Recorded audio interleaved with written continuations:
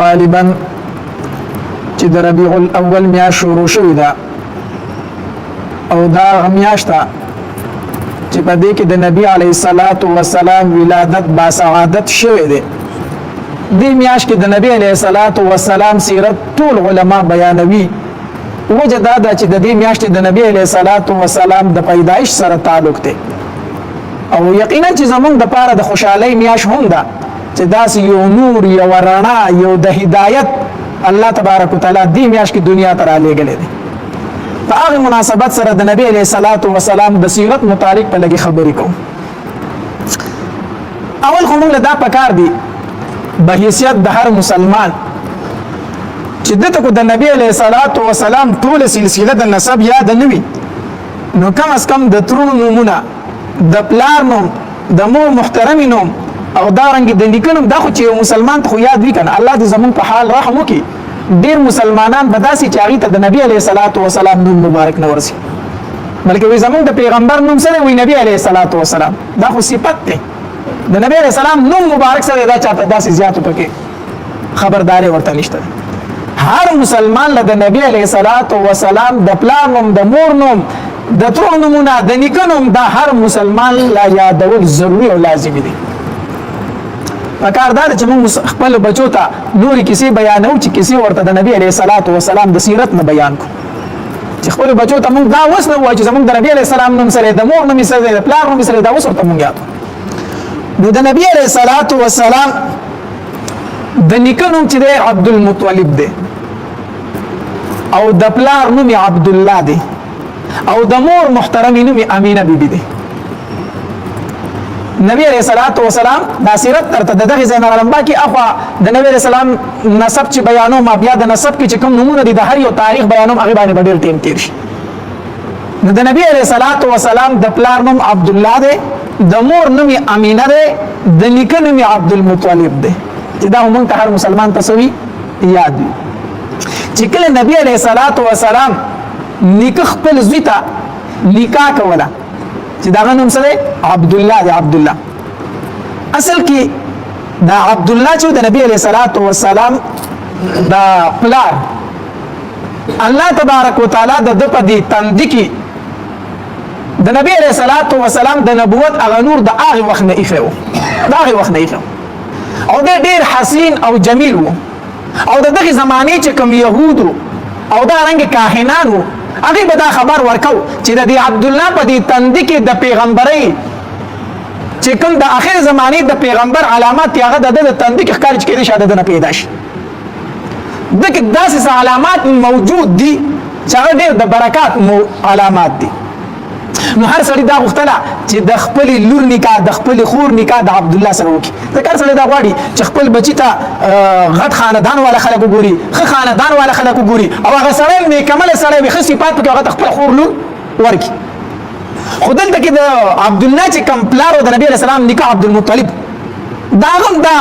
سوچ چې زه خپل بچی له چې ښځه ګورم چې ښه ښځه ولا وګورم. نو د نبی علیه السلام چې کومه ماماخیلي وه هغه د مدینه منورې وه د بنو زهره قبیله ځکه د هاشم ښځه د عبد المطلب چې کوم پلار و هاشم دا هغه ښځه چې د هغې نوم سلمه و دا د مدینې منورې د بنو زهره د قبیلې نه وه. د دې وجې د نبي علیه السلام ماماخیلي کېدله. نو عبد المطلب هم دا وغوښتله چې دته نکاح په د بنو زهره کې وکړي. نو هلته ورته د امینې چې د نبي علیه السلام د مور محترمي نوم دی امینه هغې ته د نکاح پیغام ولیکو. د امینې د پلار نوم چې نو وهب د امینې د پلار نوم وهب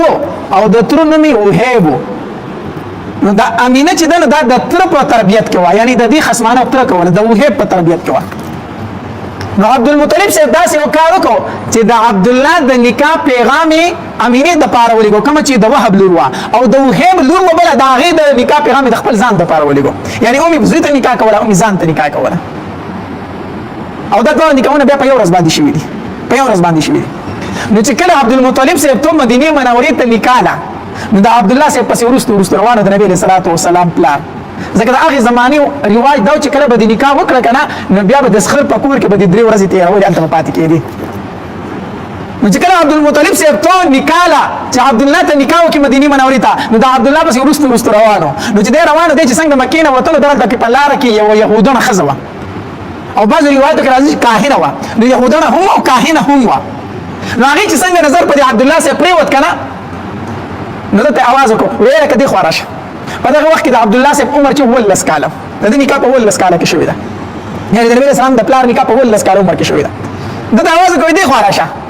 نو چې کله دی ورغې نو دغې ښځې ورته وي زه به درله دومره اوښان درکړم خو ما سره بدکاري وکړه ما سره څه وکړه بدکاري وکړه نو په دغې ټایم کې ورته عبدالله یو څو اشعار وویلو یو څو اشعار وویل خو د هغې اشعارو مطلب دا و چې پاکدامن خلک د پاکدامنو ښځو دپاره دی او ګنده خلک د ګنده ښځو دپاره دی زه پاک سړی یم زما نه د زینا تمه مه لره خلاصه د هغې اشعارو دا وه او زه دا کار نشم کولی دی ترې نه روان شو لاړ دي چې کله مدینې منورې ته لاړو هلته د عبدالله صاحب نکاح وشوله د امینې سره او هلته 3 ورځې تېرې کړې چې کله 3 ورځې تېرې کړې واپسۍ کې راتو د نبي اسلام دا پلار چې کله واپسۍ کې راتو نو دغه ښځه اتفاقا بیا په دروازه کې ولاړه وه دغه یهودنه کومه ترویتنه ښځه چې وه کاهنه دا ولاړه بیا یې د دروازه کې ویې لکه د کوم طرفه را روان وي عبدالله صاحب ورته وویلو مدینې منورې ته تللی وم هلته کې مې د امینې بنت وهب سره نکاح وشوه د وهب چې کومه لور ده د هغې سره مې نکاح وشوه 3 ورځې مې هلته تېرې کړې اوس واپس راځم خپل کور ته نو ښځې ورته وي یوه خبره یاد وساته ما چې تا له د بدکارۍ دعوت درکړی نو زه ګورې بدکاره ښځه نه یم زه بدکاره ښځه نه یم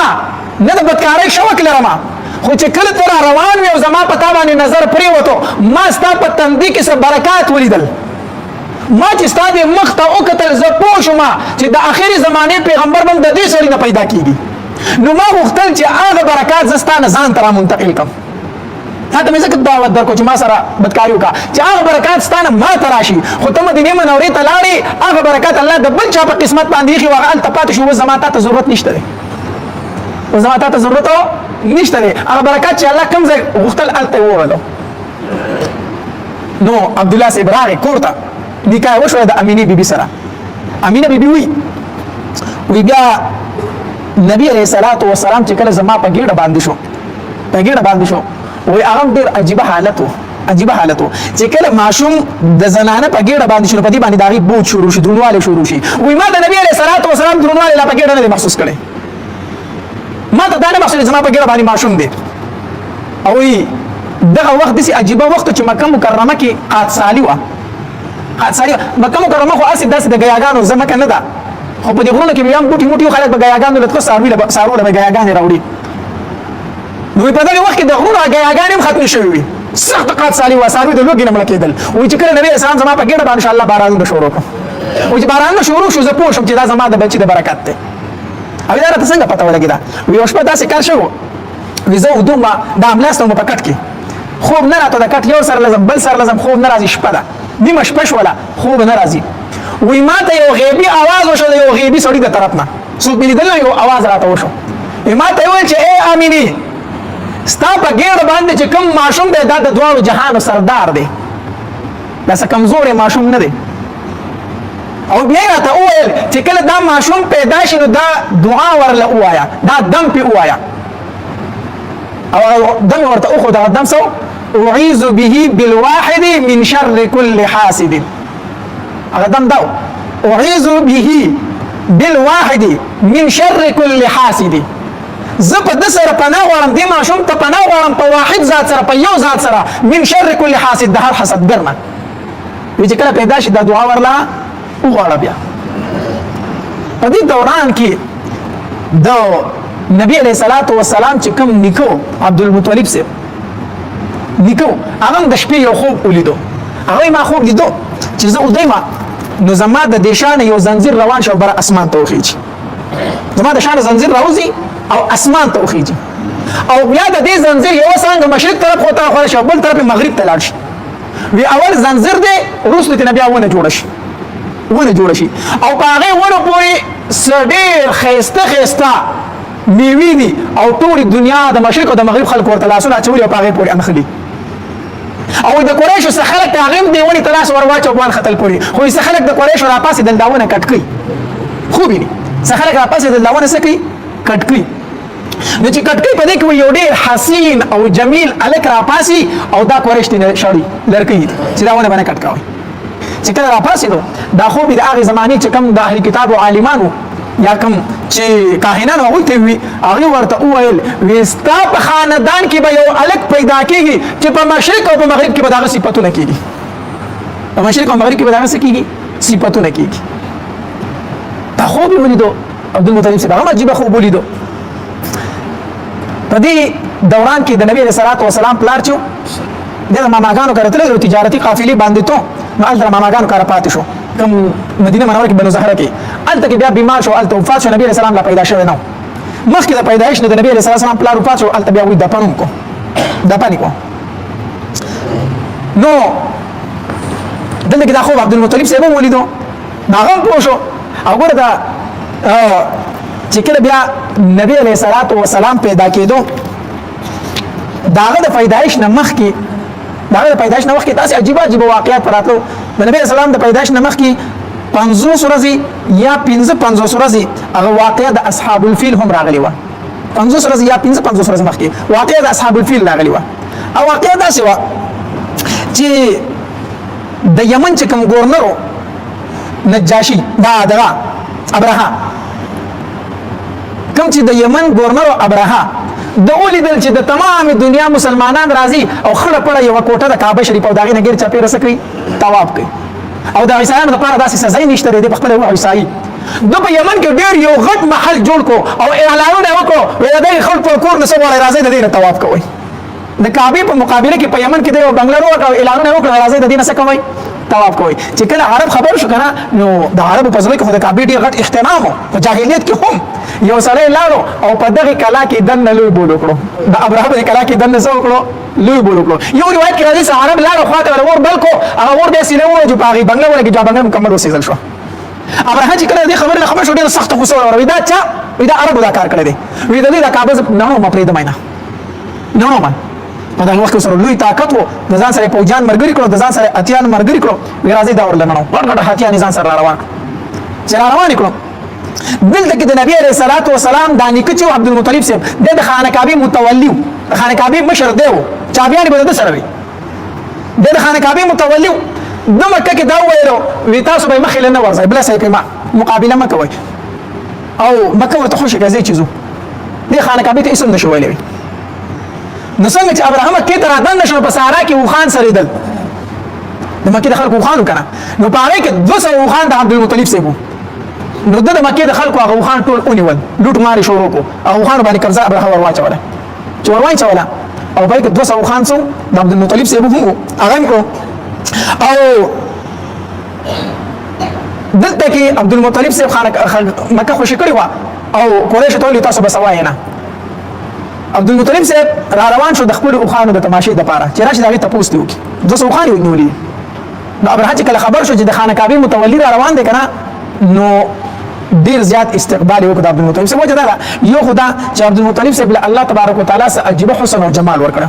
الله ډیر خسته پیدا کړ ډیر خپل ودی ځم دا چې دکی یو دبدبه هم توا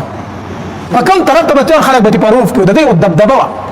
ابراهیم چې وکتل چې د قریش مشر را روان دی عبدالمطلب د خانه کعبه متولی را روان دی یو حسین او یو جمیل او یو ربدار سره دی نو ډیر غټ استقبال ورلو ډیر لوی استقبال وکړو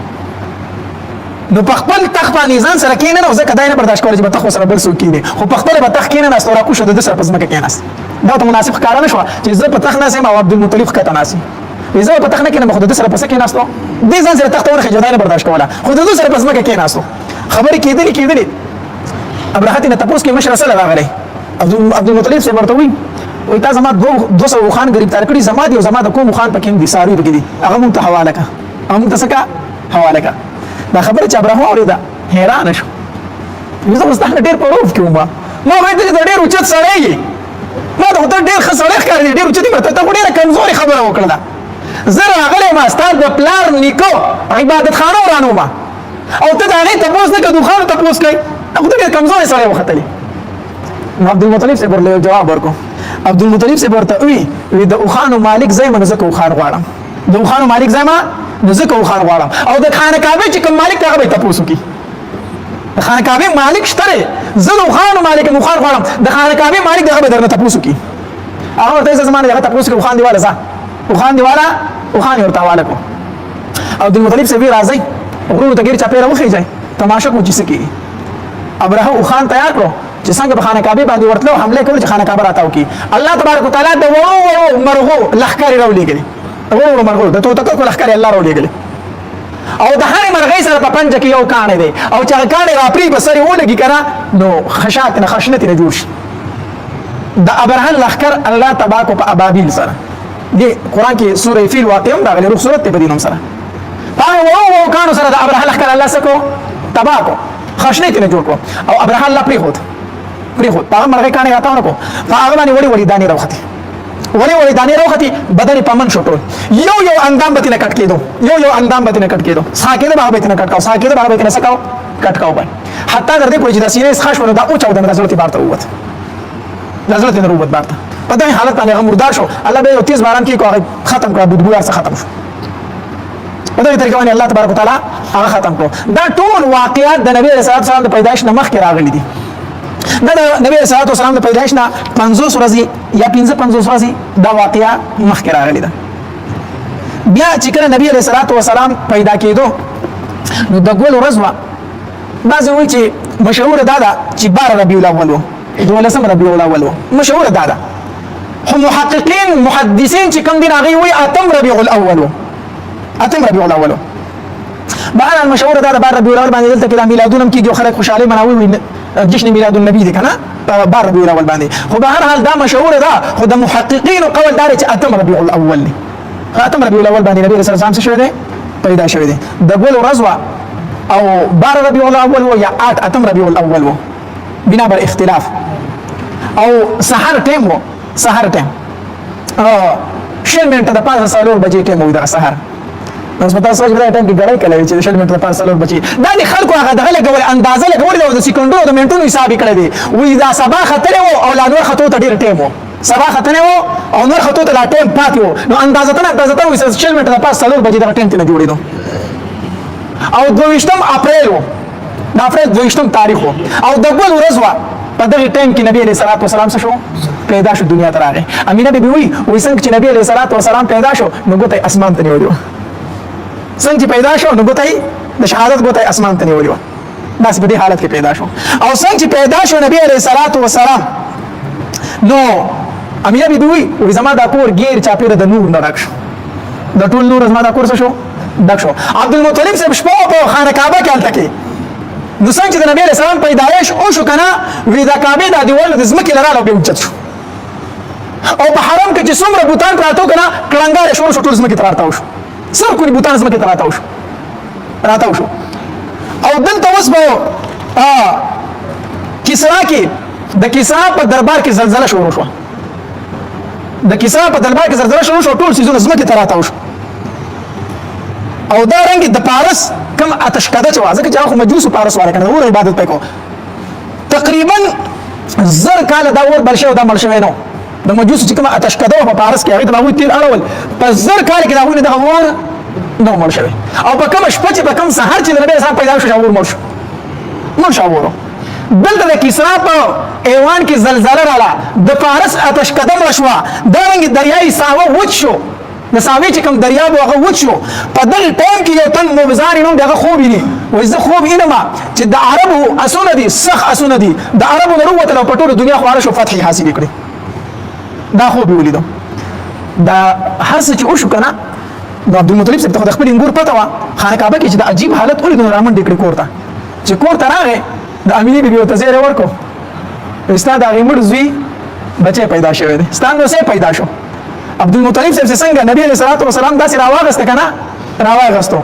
څنګه چې په ورونو کې راواغستو خانه کعبه ته رامن ډکړي څنګه چې پیدا شو نبی علیہ السلام په هیڅ کې راواغستو خانه کعبه ته رامن ډکړي او خانه کعبه ته رامن ډکړي لومبه په کعبه ورو طواف وکړو څنګه پیدا شو په هیڅ کې راوړل خانه کعبه په ګیر چاپیرا ځکه چې د خپل ځای حالت ورته معلومو او بیا دا کوم نو چې د مور په ګیره باندې د دې حالت هم کتو هغه خپل خوبونه ورته یادو نظر زری په خانه کعبه نه سو کړو طوافونه وکړو په نبی علیہ الصلوۃ والسلام باندې روغ د نبی علیہ الصلوۃ والسلام سیرت دا مې درته شروع کړی دی ان شاء الله دا به درته په هر جواب باندې مخکې داسې بیا ما خو چې کومې خبرې کېږي چې دا زمونږ په ذهن کې چې دا رانه یېرېږي نه ځکه موږ د نبی رسول الله والسلام سیرت لوستل دا لازم دی په هر مسلمان باندې. دا د ربیع الاول میاشت اوس په ډیر سیرت مجلسونه کیږي، خو دا سوچ پکو چې آیا د نبی رسول الله والسلام په سیرت باندې موږ سره عمل کړی؟ آیا د نبی رسول الله د پلار نوم زما بچی له ورځي؟ آیا د نبی رسول الله د مور بیبي نوم زما بچی له ورځي؟ آیا مال په خپل راضي؟ د نبی رسول الله والسلام د نیکه نوم زما بچی له ورځي مال راضي؟ نو به حیثیت مسلمان موږ له دې ځان خبرول څه دي پکار دي. به هر حال ټیم مختصری زبط لګي سوام ان شاء الله. خدا په دې نیت باندې به او چې الله تبارک وتعالى په موږ د عمل کولو توفیق راکړي او د نبی رسول الله سلام سیرت موږ په ځان کې راولو او زموږ سره عشق نبی پیدا شي، زموږ په دې زړونو کې د نبی رسول الله سلام عشق او محبت پیدا شي. الله تبارک وتعالى د عمل کولو توفیق راکړي. واخر دعوانا ان الحمد لله رب العالمین. یو ځل نبی علیه الصلاۃ والسلام په مکه مکرمه کې د بیت الله شریف سره په خوا کې ولاړ دی په منځ باندې. دی خاصه کافرو د یو بل سره دا ویلو ویره دا کم کس چې دا مونږ کوي دی زمونږ د دې بوتانو د بد ورځو نه کلاریږي، نن وسره یو چل کو. یو بدبخت یو ظالم پاسېدو هلته کې د وخ لرې چا غورځولی و، څښا لرې د غوشانو ډک هغه لرې چا غورځولی و. یو ظالم بدبخت ورغی چې نبي علیه الصلاة والسلام سجدې ته لاړ، هغه لرې یې راوړو د نبي علیه الصلاة والسلام د پاسه یې کېښودو. هغه لرې چې د نبي علیه الصلاة والسلام د پاسه کېښودو د هغې د بوج د وجې نه نبي علیه السلام پورته کېدی نه شو. دلته د کافر تاو دي ګیر چاپیر او خنداګانې کوي په نبی علیه الصلاة والسلام پسې. دلته فاطمه رضی الله تعالی عنها خبر شوله چې زما په بابا باندې چا لرې ورته او کړی دی او خنداګانې پورې کوي. سروخلي بروخلي د کوره رووته په منډه منډه راغله او د نبی علیه الصلاة والسلام نه یې لرې سیټ ته واړو. ویې ظالمانو د الله نه نه یېرېږئ، زما بابا دا د لرې سړی دی چې تاسو په هغه باندې لرې ورته او کړی دی. او هغې ته یې بدې ردې شروع کړې. نبي علیه الصلاة والسلام ورته وفرمیل فاطمه چپ شه لږه ګزاره وکړه، خیر دی څه ورته وایمه، الله به ورته هدایت وکړي یو ځل، الله به ورته یو ځل هدایت وکړي. دغه نبي علیه الصلاة والسلام دی دومره تکلیفونه دي. څوک ورته وایي جادوګر دی، څوک ورته وایي شاعر دی، څوک ورته وایي مجنون دی، لیونی شوی دی. نبی علیه الصلاة والسلام په دې ټولو تکلیفونو باندې صبر کو، په دې ټولو خبرو باندې صبر کو. خو چې کله په ملګرو تکلیفونه شروع شو نبی علیه الصلاة والسلام د هجرت فیصله وکړه. دې نبی علیه الصلاة والسلام ته په خپل دین کې څومره تکلیفونه میلاو شوي دي چې کله نبی علیه الصلاة والسلام مدینې منورې ته هجرت وکړو، مدینې منورې ته هجرت وکړو. نبی علیه الصلاة والسلام چې کله د مکې مکرمې نه ځي نو لور ډېره سخته بیماره ده، زینب رضی الله تعالی عنها هغه بیماره وه. نبی علیه الصلاة والسلام ورله ورغی وی زینب زه نور دا کله فریدم، ما دلته خلک نه فریدي، دلته ما خلک د الله دین ته نه فریدي، ما د الله تبلیغ ته نه فریدي. زینب زه دا کله فریدم. زینب رضی الله تعالی عنها بیماره ده، په کټ باندې پرته ده. د شپې نه نبی علیه الصلاة والسلام د ورځې نه نبی علیه الصلاة والسلام لاړو. ابوبکر رضی الله تعالی عنه ته فرمایل یا ابوبکر سبا له ځان تیاروه، د دې کلي نه به کډن غاړو زه د کټې کلي نه. ابوبکر رضی الله تعالی عنه ته فرمایل د الله محبوبه ما د یوې میاشتې نه مخکې تیاری کړې ده چې زما دوست به یو ورځ په ما پسې راځي چې د دې کلي نه ځو. یو میاشت وشوه چې ستا خوله چپته ستا په خوله خندا نه راځي.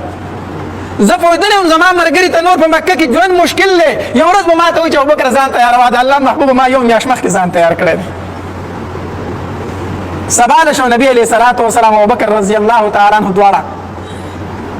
چې کله د مکې مکرمې نه هجرت وکړه لاړه مدینې منورې ته.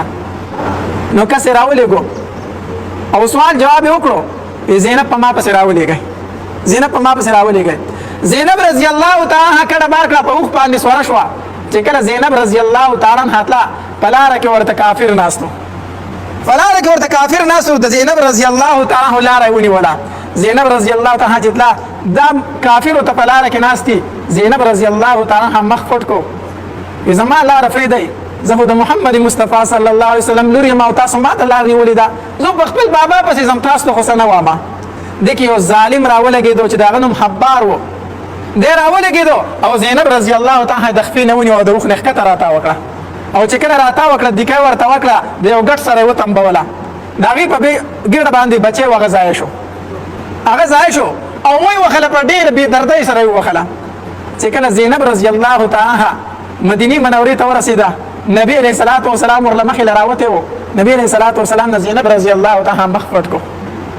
چې زینب رضی الله تعالی مخ پټ کو د الله محبوب ورته وفرمایل وی زینب زه خو د بابا یم ما نه پرده کوي، ما نه دې مخ پټ کو. زینب رضی الله تعالی چې د مخ نه پرده لره کړه او زخمونه نبی علیه الصلاة والسلام ولیدو، د سترګو مبارکو نه یې اوښکې وبهېدې. وی دې ظالمانو زما لور معاف نه کړله، او زینب زبر ستا تپوس کوم او زه به ورته ګیله کوم چې زما لور ته تاسو ولې اخر تکلیف رسو. وخت تېرېدو څه وخت بعد مکه مکرمه فتح شوله. د نبی علیه صلات وسلام په سا مبارک باندې توره فګړی وه، توره فګړی چې مکه فتح شوله. نبی علیه صلات وسلام یو ورځ په کوڅه کې را روان دی، نو دک خبار ولا مخې له ورغی چا چې د نبی علیه صلات وسلام لور وخلي وه، دی ولا مخې له ورغی نو چې د نبی علیه سلام په ده باندې سترګې ولګېدې، د نبی علیه صلات وسلام د مبارکو سترګو نه اوښکې روانې شوې. هېڅ یې ورته ونه وی، غلطې تېر وته. دا خبار چې کور ته راغی خپلې ښځې ته وی زه مکه فرېدمه، زه ځمه د مکې نه. وی ولې؟ وی ما د نبی علیه صلات وسلام لور وخلې وه او نن راله چې نبی علیه سلام په لاره کې مخې له راغی د مبارکو سترګو نه اوښکې روانې شوې، نو زه دا نشم برداشت کولی چې زه نبی علیه صلات وسلام ته په مکه کې په کوڅو کې وړم او راوړم. زه دا نشم برداشت کولی، زه د مکې نه ځم، زه د دې کلي نه کډه کومه. ښځې ورته وویلو وی د مکې نه کډه سو خو د دنیا هر ګوټ ته لاړ شي ته د الله د رسول په غضب کې به ګرفتاري،